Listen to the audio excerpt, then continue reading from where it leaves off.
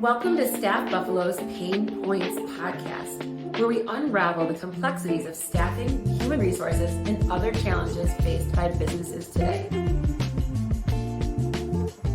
Welcome to the Pain Points podcast. I have Nicholle Overkamp here. She is the founder and CEO of Wilcox Financial, also powerhouse, and the co-founder of MoxAi. So please tell us how you got to where you are in your career, and I would love if you could touch on a little bit of the women empowerment as you go. I've been a financial advisor forever, so I got in the business right in 2008, 2009, which is like, of course, I didn't know anything, so it was a perfect time to start, because I was like, this is great, everything's on sale, like, why is it anything? Like, that's a good way to look at it. I had a job, that's great. But I worked for this big company, and as I learned more about real life, I was 21 when I started, super clueless, and where I wanted to focus in the industry, I hated more and more about where I was. And I just saw so many things that weren't aligned with my personal values, integrity, and the mentality wasn't sustainable if I wanted to actually like stay alive.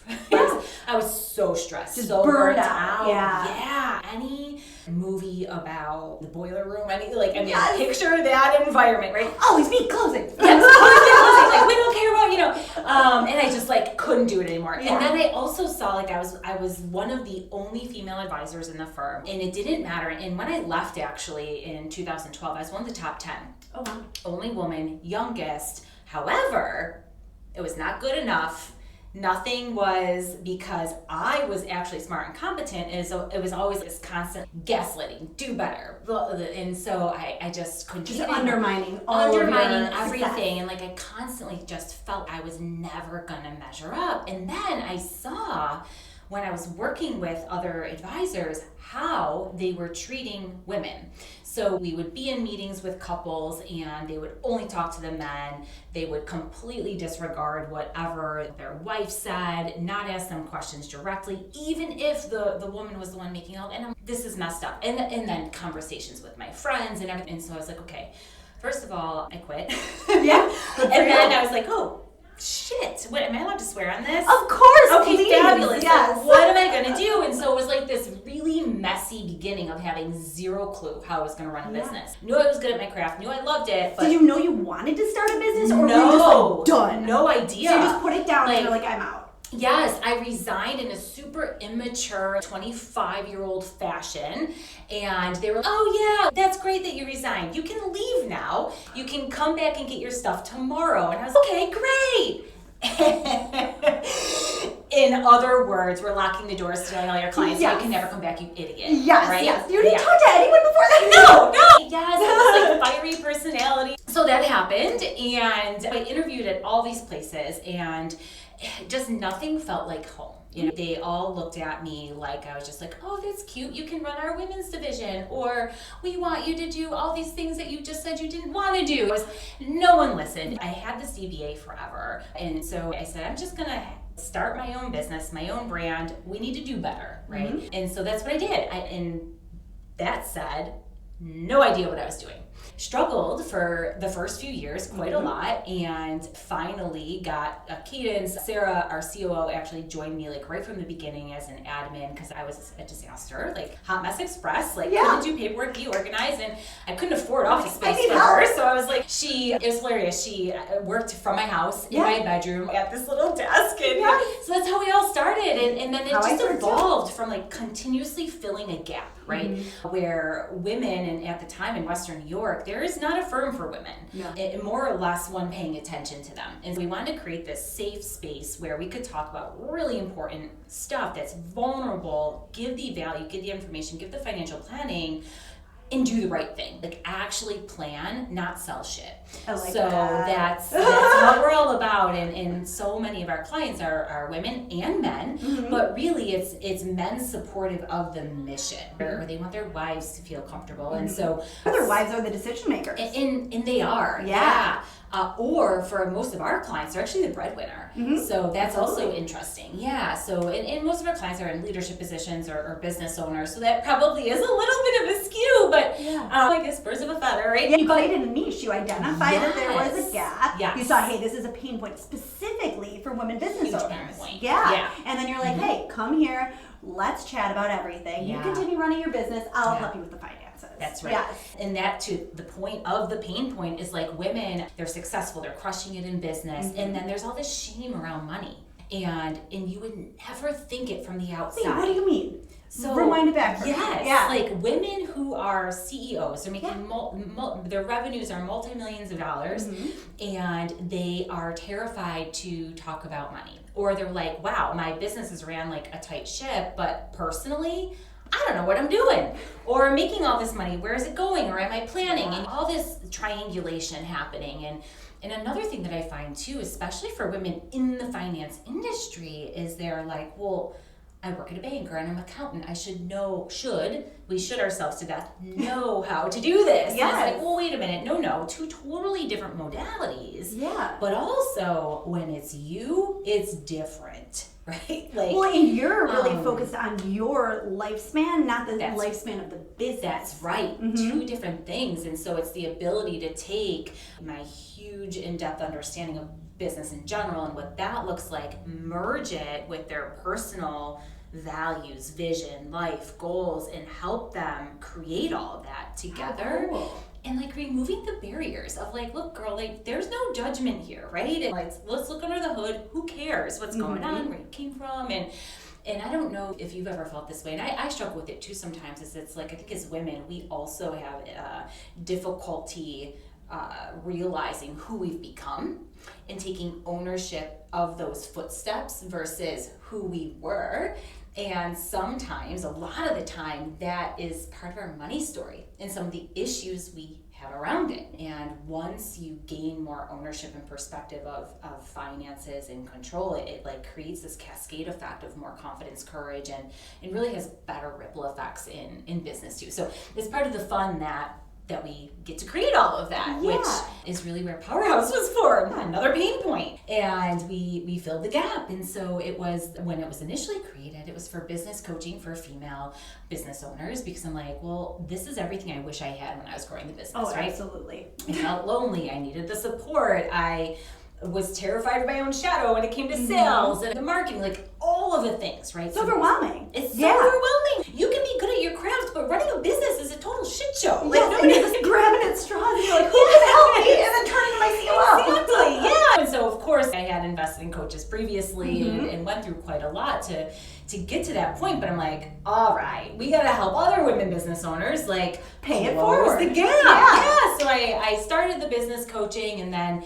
we created online courses because, again, for women, we wanted to make also things more accessible. So, and some of the younger generation is like, oh no, I'm going to do this myself, but we need to give the tools. And then we wrote the book through Powerhouse as well, because there's that barrier of like, first of all, what is a financial advisor? I don't need that. I don't know what that means. What does it end? Like a lot of time you're like, it's just for this one little spot. And you're like, no. Let me help you with everything holistically. More. Because you need to Exactly. know what one arm is doing at the same time. Yeah, you're so right. And in our industry, it's a little bit like the Wild West, Yeah. where some financial advisors just like sling product, others do the planning, some do it all. So it was the education around that, but breaking it down into like relatable stories. So it's like, oh yeah, me too. I can see myself in that person.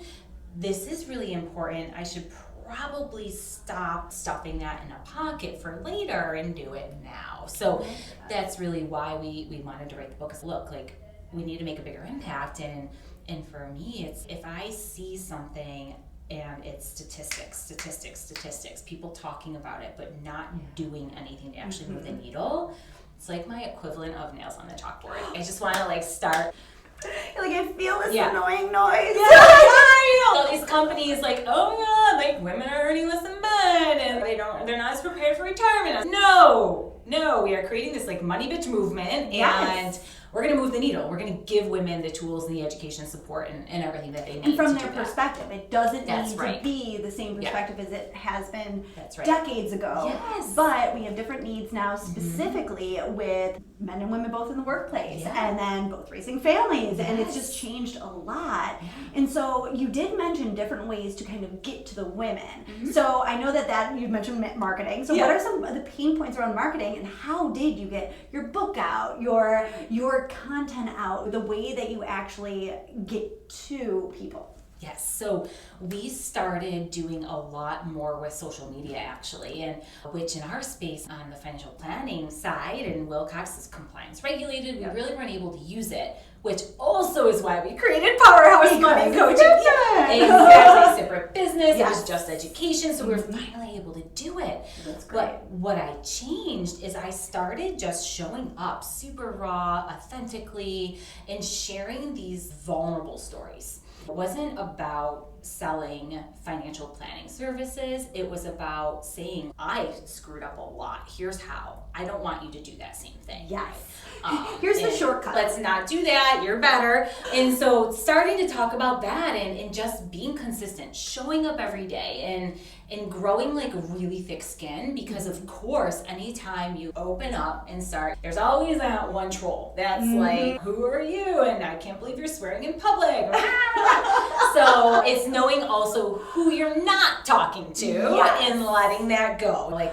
Not letting the comment section get you. Exactly. You can't. And here's the thing, like when you love what you do or your company or what you're building, like no one else is going to care like you care, and no one else is going to advocate for you. That's true. No one. So who else was going to share it, right? Yeah. So you got to kind of just like put yourself out there and start doing it. And every day I had this challenge with myself. Like I did a live video every day for, I think it was like a month. And then I started posting, and we got this community. And in 2020, when everything shut down, we also started the Money Bitch community on Facebook, because it's like, as a business owner, it's our job to almost just listen, right? Yeah. Listen, observe, what are people complaining about? What do they need? What are they stressed about? And like fill the gap. And can I be that for them? Yeah. And so we created a community it was literally just for support and connection and education. And then we were on there every day, like giving updates and saying like, hey, here's what you need to know. Here's what's going on, and helping connect other women who needed things. Especially during that time when everything, their typical people that they could lean on or the organizations they could lean on completely changed. So different. One of my favorite things is,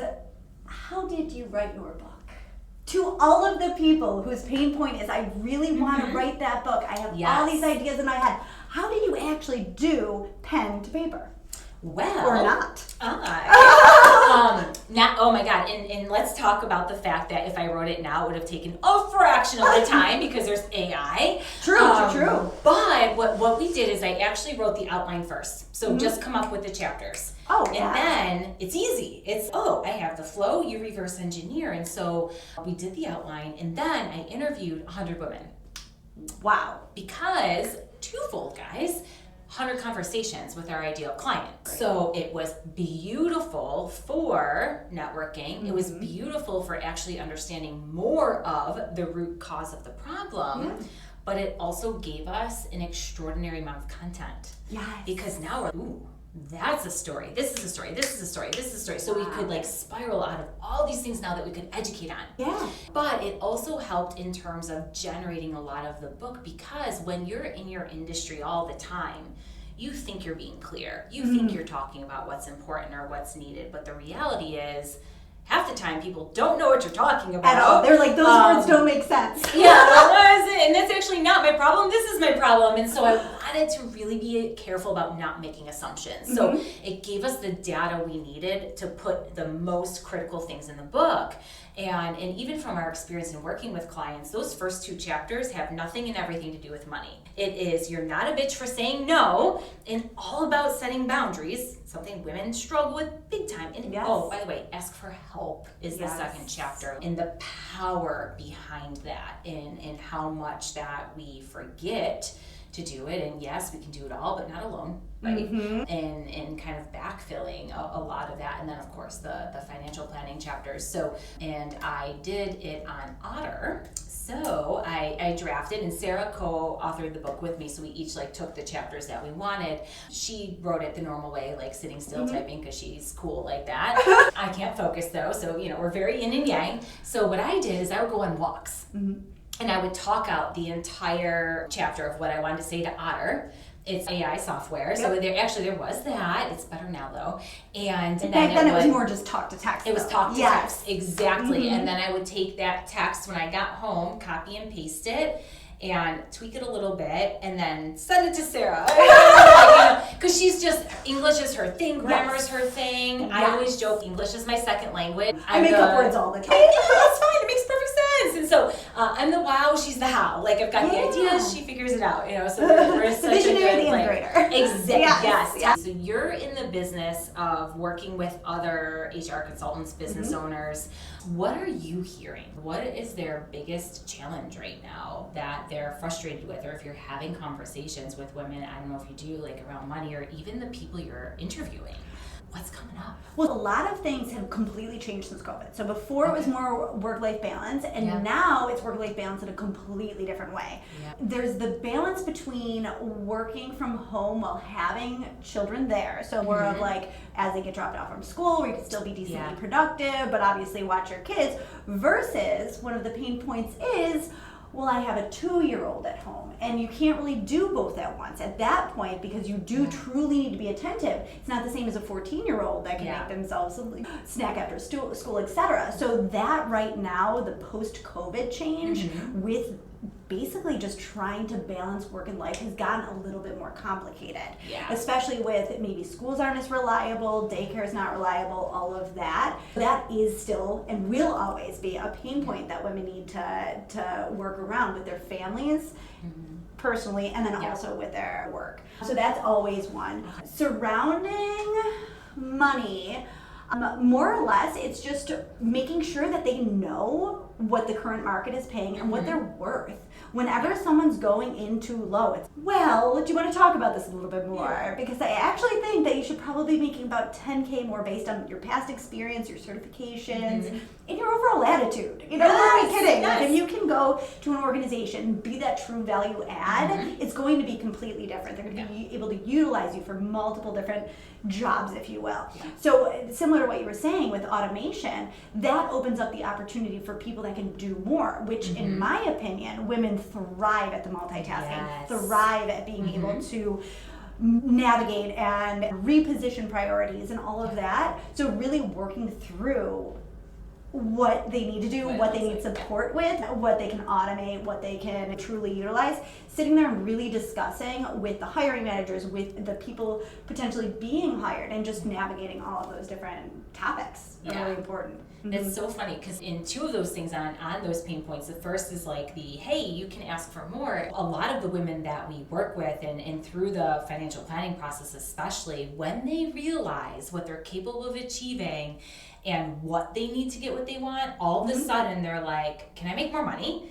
How do I make more money? What does this look like? So it's so funny, like sometimes those things are just so synergistic and the alignment there. Or we're having similar conversations when I'm looking at what they're doing, because they're telling me how stressed they are, all the different moving parts that they have and the roles that they're playing and how much they're doing at work in their position. And I see of like, salaries. I mean, and I'm like, you are worth more. Go get that job. So it's so funny because we're constantly also evaluating that and saying, hey, did you know you're capable of X, and having them talk to people like you and recruiters and everyone.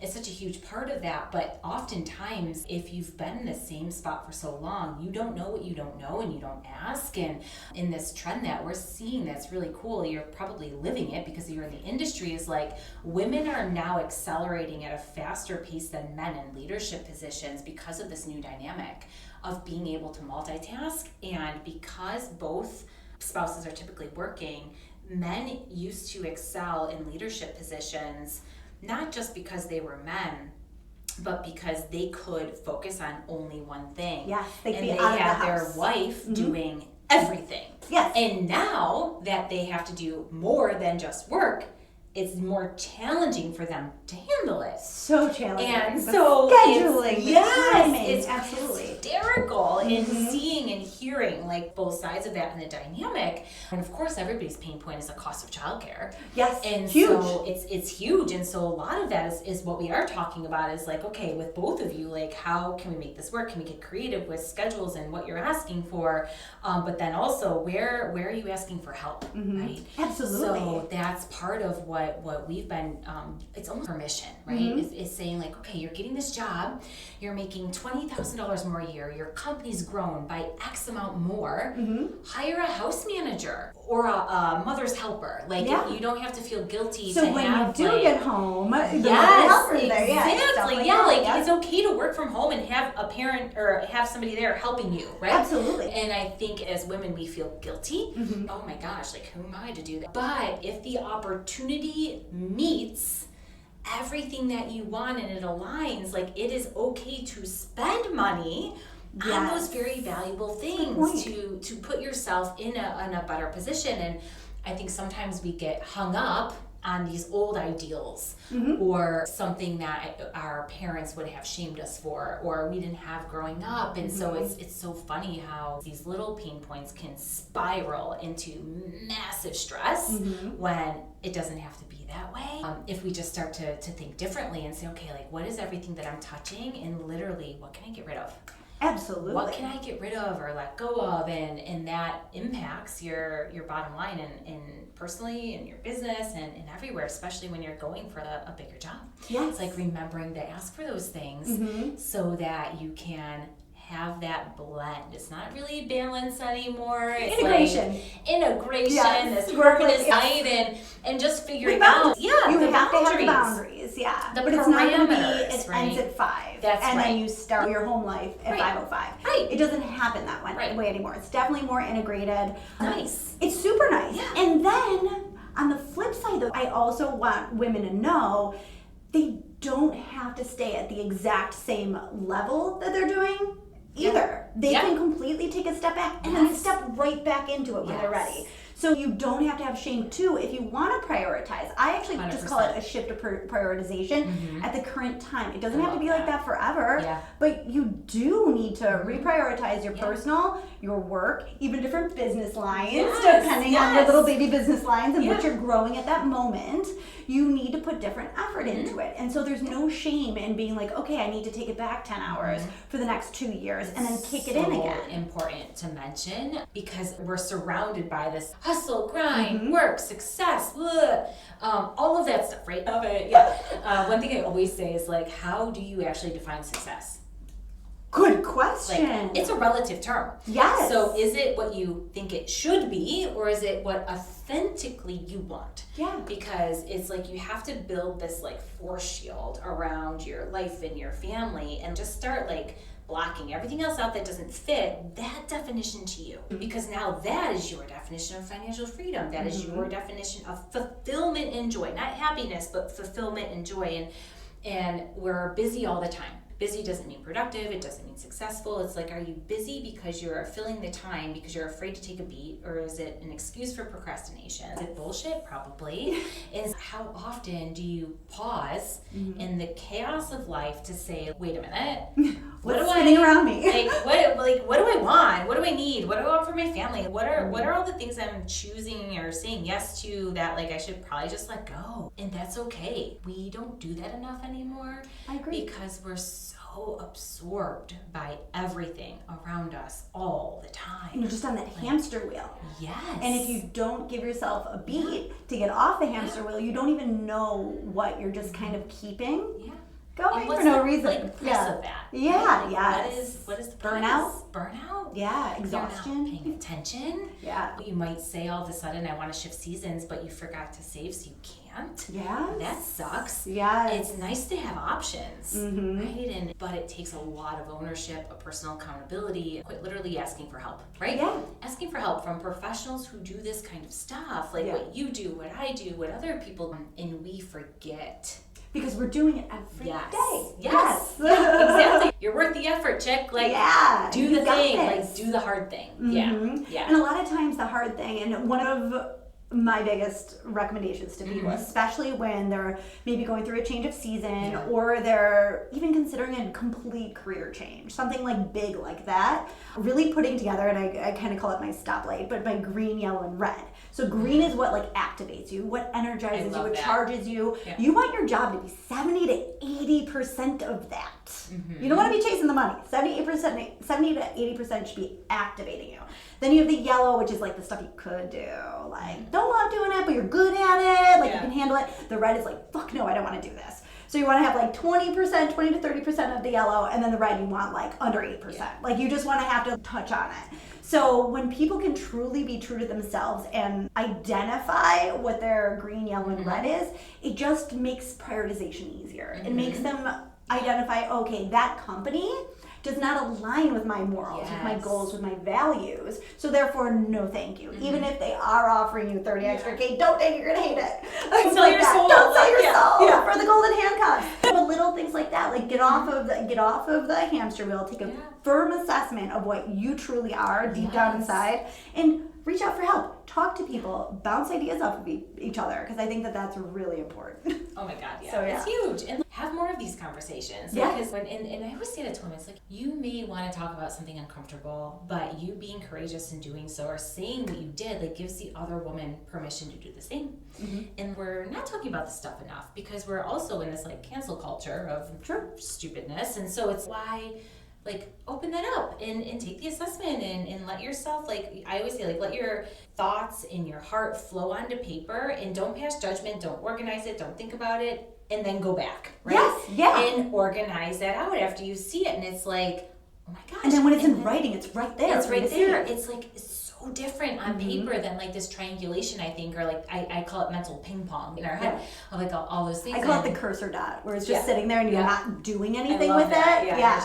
it. You're just staring at it. It's just stressing you out. Like, oh my, I love the green, yellow, red. Like, that's brilliant. I'm stealing it. Go for it, please. Like, that's awesome. And so, like, you like, okay, life is really short, and it's such a tragedy to say, oh, someday, like, you want green. Yes, you want green. And it's hard sometimes to, like, do that because it's also change. Yes.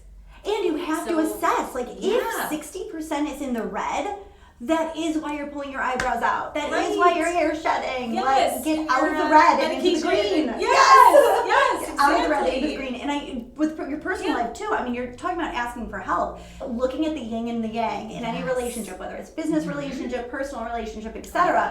When my husband takes a red off my plate, it is the best thing in the world. He went back to school shopping for me. Amazing. Thrilled. It's my least favorite thing to do with all of the schooling. All of the schooling. And he did the back to school, and it's, you took my red, thank you. And like being able to then be able to say that, he knows that it's like a benefit to me. So not only asking for help, but letting people know that you did help them. It's a vulnerability that I think is really, really important. And then it encourages people to continue on that path as well. So. Oh my God, and if you don't ask for some help, but somebody offers it, take it. Just take it. Take it. Like, say thank you. Thank you. Yes, do that. Like, that's the other thing that I run into all the time where, you know, somebody will say, like, oh, well, they offered to do this, and I don't really know. Like, what's wrong with you? Yes. When your blood sugar is low, take the protein. Just ask for what you want. Accept it. It's okay. But there's so much stuff you need to that figure gets out what you want, that. though. Yeah. Like, you can't just start asking for things if you haven't identified what you want and what your goals are. So definitely. And I think that's so important. And a lot of people will kind of shoot from the hip where they haven't really thought about it and haven't really thought about their financial plan, their future, their goals. Because of course you can have goals. You can't really quite have a full plan in life, but you can have goals in life, and then you can identify the paths to take surrounding that.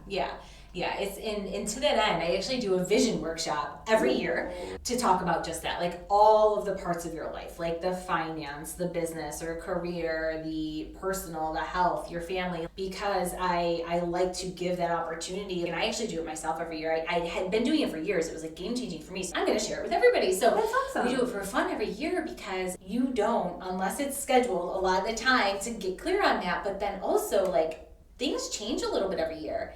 And that's also okay. And so it allows that permission to take a beat. And you don't have to do this at the end of the year. You can do it anytime throughout the year. Or if any big changes or anything, like at any point in time. Yeah, and just say, you know what? Like, what are all the areas of my life, like personal, finance, family, friends, work? Are they aligned?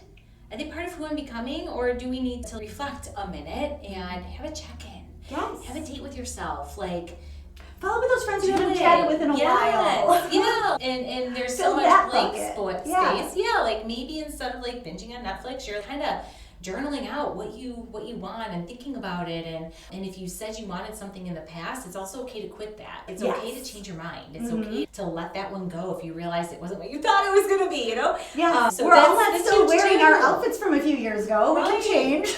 That's true. Yeah. We might revisit it back in the day. Oh my God, yes, I did have to go shopping and buy some more appropriate clothing for this new time. The new time, Still, Yeah. And so many things have changed and so many things have evolved, and just really trying to identify where you currently are in that moment. 100%. Yep, 100%. And I'd love to get your take on this too, because one of the things I'm telling clients too right now when they're in these industries that they're feeling this slowdown and they're like, I'm feeling a shift and things are changing. It's like now is the time to double down on your skill set, invest in you and learn something new. If you're still in the space you want to be in and you're obsessed with, how can you be more valuable?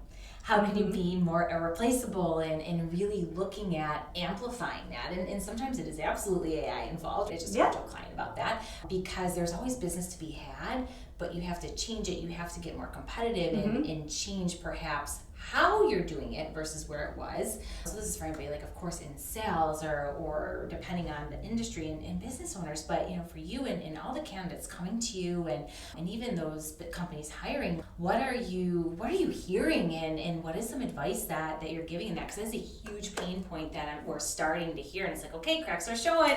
It's time. True. It's Industries time to prepare. Are changing, Yes. especially with AI, with automation. My first thing that I do besides the stoplight is then it's called just transferable skills. Just write them down, write them down, and be like, okay, well, where can these transfer to? If they can't transfer anywhere, you're going to have to find transferable skills, because those are just skills. Skills specifically aligned with what you're currently doing. Yeah. Now, do you still want to do that? If so, then you have to choose a path that makes sense, whether it's elevating yourself within the organization and maybe being management so that you're making yourself more valuable, whether it's going just a completely different path. So maybe they're getting rid of a business line and you're like, well, I really do still enjoy the organization. This is it activates me. It's a green. Oh, I like the culture. I like the people. Well, how do I make myself more valuable and adaptable so that they will keep me on? Just learning those skills, maybe adding different certifications. But overall, the green, yellow, red, and then going towards the green and getting the skills that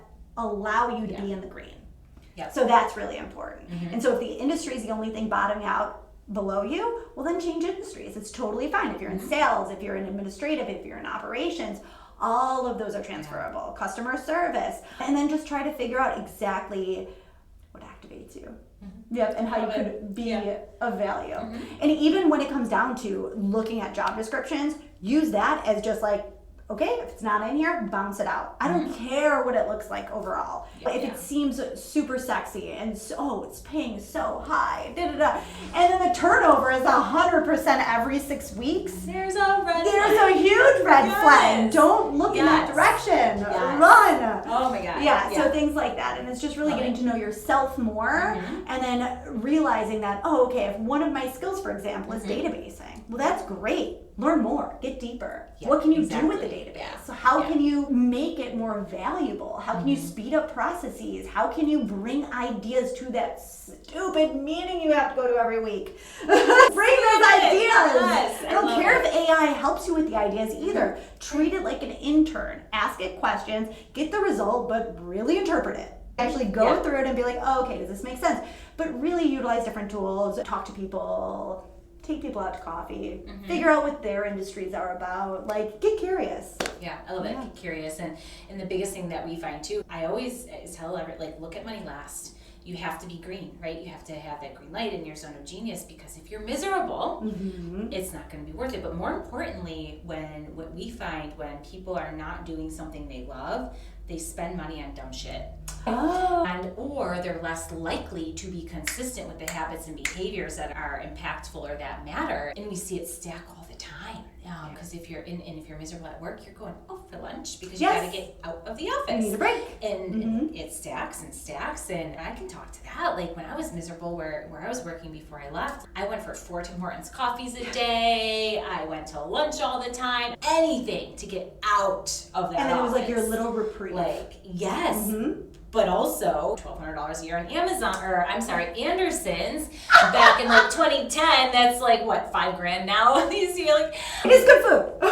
So good. The ice cream is so good, but also so bad for everything else. And see that was Not one of healthy. your habits that you picked up. That was an unhealthy habit of just spending and just going down that little funnel. That's right. Of misery. Everything is so related. Yeah. I need to make a change and I'm ignoring it, so I'm doing this instead because it feels good for 5 seconds. Wow, I never thought about that, but it makes complete sense of just like where you are within your career, within your personal, professional life, and the happiness. Happy factor. That's right, the happy factor. It impacts everything, like it really does. Your finances, your health, your like mindset, your career space, your relationships, friends, family. Like all of it comes back down to money in some way, shape, or form. It looks different, and we don't always talk about that. I was listening to one of my podcasts, and one of the podcast hosts mentioned that money actually isn't what people want, but they want what they feel from it.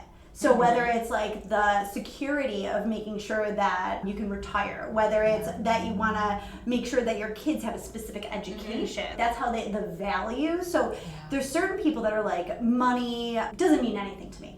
How do you get to those people on how you say, no, stop being a sieve and focus? First, I'll call bullshit. Oh, really? It doesn't?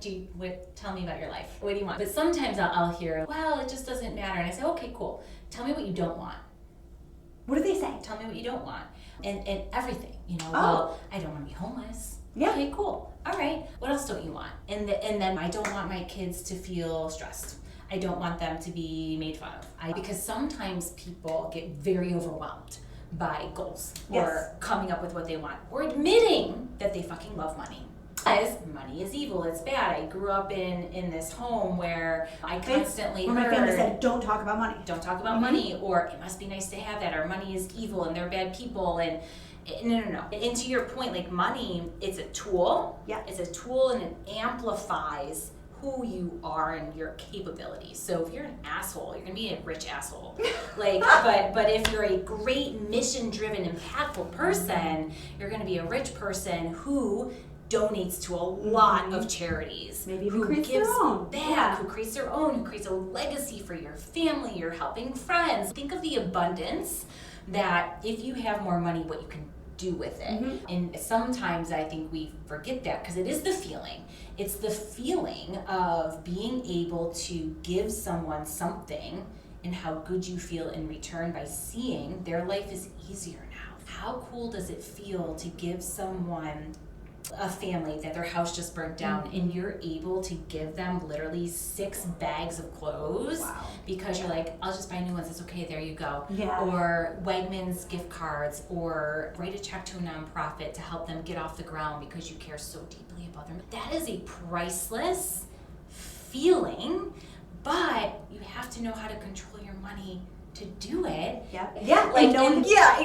It's, you know what? I don't, and I equate that to business actually, because, and granted, I'm aspiring to be like yacht money, okay, like goals, but totally not there yet. However, I've given myself that permission to say I'm actually very comfortable, and so although I'm continuing to build everything, I want to make a much bigger impact, right? We give a percentage of our profits every year a way to nonprofits that empower women. We helped a nonprofit, I'll talk about that in a minute, but where was I, squirrel? But to be able to say actually no to clients or prospects, right, that ask to work with us that don't align from an integrity perspective or a values perspective, it's been also really nice to say no to those businesses or individuals where I know that I wouldn't feel good helping them. And that's another thing, right? That's a negative. So if it's red, it's a negative. It's negative. I don't want to work with them. You can say no, but you have to afford to be able to say no. That's true. You have to put yourself in the position to have those reserves or those ebb and flows. And I'll be super transparent. Like, we took a huge step back this year financially to build MoxAi because I believe so much in the mission to create a more accessible, scalable program for women that I totally cold turkey shut down my mastermind programs, which was a huge revenue thing, but because you can pull it all I don't in. care. Yeah. So we shut that down. That's 12 months of $250,000 of revenue that we're just like, nope. I'm going to pause. I'm not going to make any money from this company until any business doesn't make money overnight. No. That would be a nice unicorn. I think maybe we were a little delusional in the beginning, but the ability to help more people, like, because we have a membership now that can help hundreds of thousands of women versus 6. Yeah. Really? And so much more scalable. Yes, exactly. And so that's where inside I'm like, it is worth it to know that I'm helping more women build more wealth, to do more good things. I'll take 2 years back. Spot. I don't care. Yeah, exactly. And you know it's going to launch you further. Yeah. So even you were mentioning that before, sometimes it's okay to take a few steps scale back. back. Yeah, and then just refocus and focus on exactly what you want and then go. That's right. You just have to like digest it. I actually did a podcast on that the other day and I was like unpacking some of this and I was like, okay. So I said I wanted this. This is the vision board. It sounded beautiful. But going through how that feels real time in real life really sucks. Yeah. Like, it's really hard. And it will mess with you mentally. It's, oh my God. Like, it's exhausting. Am I on the right path? Exhausting. Yes. I did a post. I'm in EO, Entrepreneurs Organization, and this is an incredible group of other entrepreneurs. And I did a post in Forum the other day, and I was like, I think I'm fucking up. Like, I'm like, I need to talk this out. Like, what did I just do? I shut down this part of the business that was doing great, and now this part of the business is not there yet. It's not there yet, and it's not earning like a profitable revenue, but I'm working 100 hours. Like, what am I doing? And I had to kind of talk, like, wait a minute, mission, purpose, and go back to that. And because there's that belief in all the green is there, I will make sacrifices this year that I don't care about because I'm so excited for what is to come. Yes. And reasoning with that, though, real time, and trying not to compare yourself to what you're seeing all these other business owners do, or your yourself friends to last doing, year, or yourself to yes. last year. Is like remembering, like, okay, this is okay. This is okay. This is part of the plan. Yeah, and we don't talk about that messy middle enough, I think. There's a lot of messy middles. Because it doesn't feel as good as it sounds, and kind of grinding through that. So yeah, that definitely this year is something that we're going through, and just real time feeling, and then remembering what it's like to birth a baby. I'm coaching and advising people all day, but like me building my business was like a decade ago, so it's like, ugh. And then reintroducing it every time. Yes. And how do I phrase it? And does it make sense to call it this? And can I call it that? And it's a brand new concept. New concept, new so you have to educate people on it. No market. Yeah. Like, which is good. It's good, it's bad, it's terrifying. It's all the same. All the things. Yeah, but it's like kind of reckoning with that too, Yeah. and then being okay. Like, and here's really important, like for anybody who is thinking about a goal or something that they say they want to do. What I have learned is that it's not about the goal. Well, and they say it's like who you become, the process, who cares what you achieve. But are you willing to actually just make the sacrifices? And do you understand what they are to get what you just said? Do you understand what they are and how they're going to feel to get what you just said? Because it sounds great to until you say, don't sleep. Yes, I'm going to start a business, or I'm going to grow, or I'm going to do this, or whatever, until you're going through it. And does your family understand what it's going to look like? Yes, that's a really good point. Because a lot of the time we are like, yeah, I got this, but then you're hearing from your kids, Mom, you're not around. Where are you? Why are you stressed? Going to work just again? Snap at me. Your husband, can we hang out? Like, I miss my wife. Like, you suck. Like, all the time. Okay, so you gotta like mentally prepare. If you just created this big thing, mentally prepare yourself, understand the feeling, and your family needs to be on board, upfront contract, and you need to give them the uglies. Oh, for sure. Uglies up front. You need to let them know they need to feed you. Yes. That you need to bring me water, bring me coffee. You need to just be like, take the things off my plate. Yes. Take the reds so I can focus on the green. But clear communication is very, that's really, really important. So important. Yeah. And that it's like so simple, but it's not easy. It's not easy. And it has to be reiterated. Yeah. There needs to be boundaries, especially when you're starting a new organization or anything. Yeah. And boundaries with yourself. Yeah. When I first started, I didn't realize I was having an allergic reaction for like 3 days. Oh my God. And I was full in hives, but I didn't notice I even had hives. Oh yeah. For days. Yeah. And then they gave me a bunch of Benadryl and I was just sleeping on the couch at my house while everyone was like working around me. And I was just like, I have no idea what's going on. But it's because you get too focused. And then once again, they need to take care of you in a little bit of a way. Like you kind of need to be an infant in some ways. Yes. So that they can take care of you so that you can focus all of your energy on something else. Because if you're still focused on everything that you were doing, multitasking before, not gonna work. Nothing's gonna work. Right. Because you could do it all if you never sleep. And if you never eat, and if not you never take care of yourself, not sustainable. And honestly, your product's gonna be shit. Right. So you really need to just make sure that everything is within moderation. And I'm saying that for myself. And just making sure that, like, okay, what do I need to do? What don't I need to do? And what can I ask help for? 100%. And this is where I think you need to throw the word balance out the door. Because to me, that word is so stressful. It is. I'm literally thinking of doing this. Like, I don't want to balance shit, okay? I know I will have extremes in my life, and I'm okay with that. And to me, that sounds good. So don't you put your balance bullshit on me. If I need to feel that, that's fine. But, like, I don't need to feel that. But I also know I've learned over time, like, where I need, to your point, like, cut those hard boundaries and ask for help for the other stuff. Because I know in this period of time, I told my husband, like, the house is going to be a disaster. You have to do this, you have to, like, and he now knows me well enough where he's like, all right, buckle up. Here we go again. Here we go. So he knows, but it was like that very much like, there will be no balance. I apologize in advance. I'll see you next month. Like that kind of thing. And can you wash my clothes? Thanks. Yeah, wash the clothes, do all the things, but don't put them in the dryer. But yeah, and I had this, it's so funny, you're like, treat me like infants. So I had that moment the other day. I was getting ready to leave for a trip, and this was in the thick of it, maybe a month and a half ago. I'm on a conference call, walking around outside. So I had like my fanny pack on, so my phone's in there, I've got my headset on so I can like multitask. So I'm on this call, I'm cleaning the pool like a crazy person because my girlfriend wanted to come over and use it with her kids. Well, I was working from home that day. Of course you can, but I wanted to be nice. So I'm like cleaning it super quick. On a call, I fall into the pool. You're kidding me. I fall in the pool. I've got this big scar. And I don't stop the call. It's like slow motion, fall in. And I like got my head up and I'm like, what just happened? So I continue the call, and I get off the call. And technology is good nowadays. Yeah. I'm impressed. And then I'm like, oh, I was fully clothed. I'm like, I'm wet. I took my sneakers off. I'm going to walk to my computer because I had like my outdoor office set up. Yeah. And I'm, my leg stings. And then it's like just blood everywhere. I mean, just like gushing blood. And I'm like, ugh, fuck. So I wiped it up. I put like paper towels around it and tape. And I just like kept working. I kept working because I'm like, all this has to get done. No one else is going to do it. And you're like, it's stuck-ish. Yeah, we're like 3 days before launch. And so here I am, whatever. So meanwhile, my girlfriend comes over later, right? She's with her kid whenever I'm working. And then she's like, can I like, are you gonna take a break soon? Yeah. You know, like whatever. Yeah. So we're talking and she's like, she looks at your paper towel. What is this? What happened? And I'm like, oh, I found the pool. So like she gets out the first aid kit.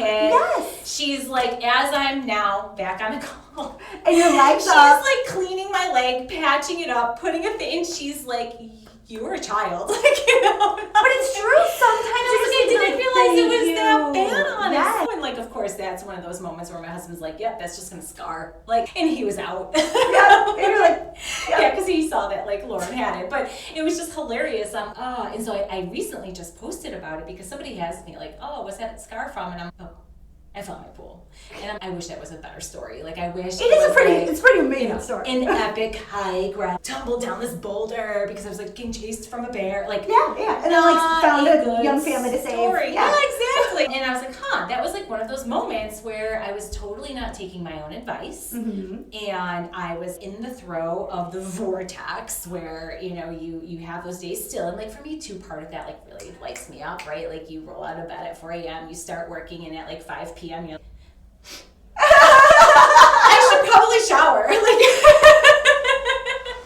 Or you get on a Zoom and you see your face and you're like, Friday night at 12:15, I emailed everyone. And I was, why did I do that? I should delete send. Yeah, I know, all the time. Because I was just into it. All the time. Yeah, Fridays are my jam, right? Like I love Friday nights. And we should have like entrepreneur work parties on Friday. Well, I want to go to your outdoor pool work area. I love them anytime. It's so much fun. And so we do those things, and it's like, the outside world probably thinks we're like complete lunatics. But it's like, it's green driven. Yes. Right? It's green driven, and I think that's the part sometimes that's hard. Unless you're in the green, it's hard for other people to get it unless you're in that space, especially for business owners. And they need to find their green. And even within one organization, of course, there's a super large organizations where you're just like a little tiny cog in the wheel. Yes. But in the smaller, medium-sized, even large local businesses, you can make such an impact. And you can expand your role. You might not be like climbing the corporate ladder, but you can expand it tenfold. And you could just be like, I want to take this on, I want to take this on, I'm going to improve this. And the more you do that, the more valuable you are to the owner. And then they're going to be like, hey, you want to try this? You want to try that? And they're going to start being able to identify the things that activate you. And having that relationship is only going to continue to catapult you. So the more you put in, the more you get out a lot of times. So that's what I really like to kind of say, because that's all that business owners want to do is find good people that they can work with that is going to help them get to their vision, get to the green of the organization, take off some of their reds. Yeah, and that's what we call the zone of genius. And Tell me what the zone of genius is. Yeah, so it's very similar actually to your green, yellow, red. Why is it harder for me to get out? But we created this for first I created it for small business owners. It's not a new idea. It's been like it's out there. Other people talk about it. I kind of just like morphed it into how it works for small business owners. Idea there's no new ideas. Let's be real. But what we use it for is like, first of all, for business owners. If you're a small business owner, I want you operating 90% in the zone of genius, because if you're not, you're leaving money on the table. Knock that shit off, hire people for everything outside of that zone. But now I say, give it to your team too, because you could be underutilizing them. Yes. It's permission for them to speak up about their zone of genius. And by the way, you want them to be happy at their jobs, so they don't sign quit. Yes. So you need to do that, because you may have the right people in the wrong seat, the wrong people all together. You want to have right butts, right seat, but more importantly, the right talent. And so what the zone of genius is it's like the quadrants. So it's your zone of genius. So it lights you up. Only you can do, nobody can do it better than you. You love it, green. And for business owners, a lot of times, revenue development, right? Like, what is your secret sauce? Yeah. What's your proven process? The visionary, right? And then you can backfill the team, and then you've got the zone of competence. So that's what you're good at. You don't mind doing it because you're good at it, but somebody else can probably do it better. You can probably package it up. Yeah. Create a whole role out of it. Own that ego and hire someone smarter to do that thing. And then you have your zone of competence, but they're the things you don't like doing. You can do them, you don't like doing them, so sometimes we don't allow someone else to, because still, depending on how small of a business owner you are, nobody can do it better than me, or I can't afford somebody to, or it's the silent quitter. I can do this, I can do it well, but I don't like it doesn't light me up, and so every day I'm looking for jobs. Yes. Okay? My scroll is through jobs. That's right. And then there's your zone of incompetence, right? I suck at this, it's the red, I shouldn't be doing it. That's everything Sarah's great, my whole team is great at, right? But that's the red zone, and for business, like that's the zone you hire for first. Not the, they're nice, they're a friend, I trust them, I want to hire them. No. Does that person fill your zone of pure incompetence? Yes. That's the first thing. But then, of course, with working with your teams and looking at those quadrants together, is everybody in the right spot? Who is more dynamic for a position that you didn't realize before? You might have not known or seen. And so we do that too with our team every year. I have everybody fill it out. Even if it's the same, sometimes it changes. because if there's something in how our businesses have grown that light them up differently, or they want to stop doing, we're going to hire that out. Yes. You just do this, right? You just do this part. And so we're constantly refining that, and then we started incorporating like employee user manuals, so that way they know, hey, this is what inspires me, this is what motivates me, this is what demotivates me. Wow. Here's how to work with me. I love that way, again, it's like, I want to know what motivates my team, because it's not the same that motivates me, but I want to know what demotivates them, so I'm more conscious of that, so I don't do it by mistake or unintentionally. Whether it could just be a communication thing. It's communication, and it's very easy for me to just say this wrong, because I am a doer, and I just want to always continue moving forward, but I forget delivery. Add that padding to it. Is important, but then also reminding them you're crushing it. You're doing a really good job. We're not talking about that right now, but like, you're doing a really good job, and constantly having that like positive reinforcement, because my team is brilliant. That's why they're on the team. Yeah. But sometimes prior to integrating all this, I would just forget to let them know. I'd be thinking in my head all the time. I'm telling people, like, oh, I love them. Yes, I'm and they're telling everybody else. Hear it. Yeah, 100%. And so that was my leadership fail. And so now I've hopefully gotten quite a lot better at that, but it takes time. It does, and every single person needs a different communication style too. Yeah. And so especially as busy business owners, you need to truly understand a pain point to get around is how do you communicate to your staff? So one person might only like emails and everything detailed out. Someone might like planner tasks. Another might, hey, we need to sit down and really talk about everything. And then really trying to retool your staff, if you will, to make sure that everyone is receiving the proper communication, getting everything done, and actually feeling good and fulfilled in their roles is usually the best thing you can do, but it's 100%. So hard.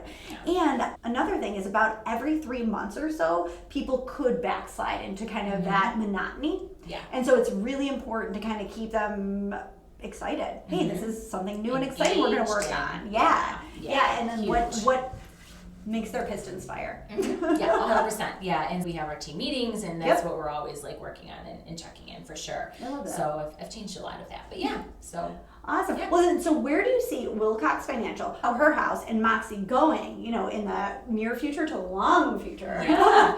So I see MoxAi like exploding. Like I think we are providing a service in membership that tens of thousands of small business owners need, and I just can't wait to get it in front of them, right? I love that. So that is going to grow, and as it does, we're going to continue to update, add more value, bring in everything that we need, really everything that they need. I was about to say, you can listen to their pain points and and that's what we're doing. We're constantly asking, even now with the small membership, like we're always asking, and we've already added like 4 courses that they needed. So we're doing that. And then with Wilcox, my big, hairy, audacious goal, like I want to be like the firm for women. Like we are that money bitch movement, creating like all these powerhouses. And so to be that brand for women and expanding in that way, to me is everything. So really looking to continue that, and Powerhouse really, because Powerhouse is a lot of the social media, the book, and now our online finance courses. So they're very much sister companies now, that they're both really driven by financial empowerment and that overlying mission.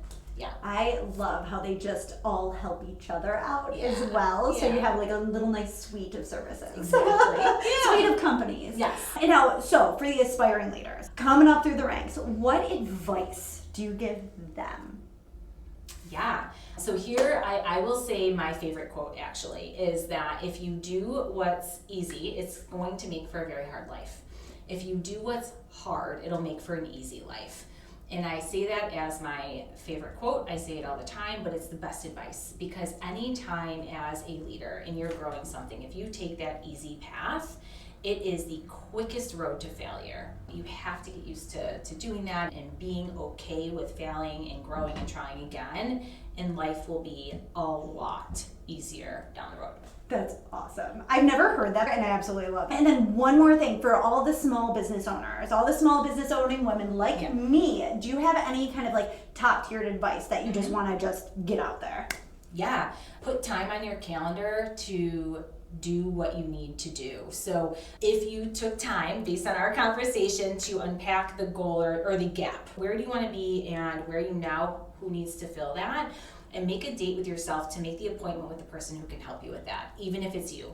Make a date with yourself, make a date with your financial advisor, your business attorney, your business coach, life coach. I don't give a shit. Do yoga. Make that date with yourself to start penciling in the priority. Because if you don't, you're going to say, I want to. You're going to say tomorrow. You're going to say next year. And we all know that time is like quicksand. And it's never going to happen. And you're going to say, oh, and that was further behind. Yes. So do the thing that you need to do for you, but put it in your calendar today. I love that. Yeah. And I also heard someone once said that there is no such thing as not having time. It's just not prioritizing. 100%. Yep. Yeah. And so Yeah. you will prioritize what you want to do That's right. and what you want to accomplish, but prioritize yourself. That's In right. the meantime. Yeah, you have That's to. fantastic. Number one thing. Well, thank you so much for having us into your beautiful office today. And where can we find you? Where can all these wonderful women, all these wonderful men who want to find you, how can they find you? The best place is social media, of course. I am on Instagram. I'll give you those handles, Yep. Facebook, and then our website. So Wilcox Financial Group or the MoxAi Co. for the business coaching one. Those are great places to start, and we're very responsive. So. And we'll have all the links below, so please check them out. And please like, subscribe, and follow. Thanks for tuning in to today's episode of the Pain Points podcast. If you enjoyed what you heard, be sure to follow us so you never miss out on future episodes.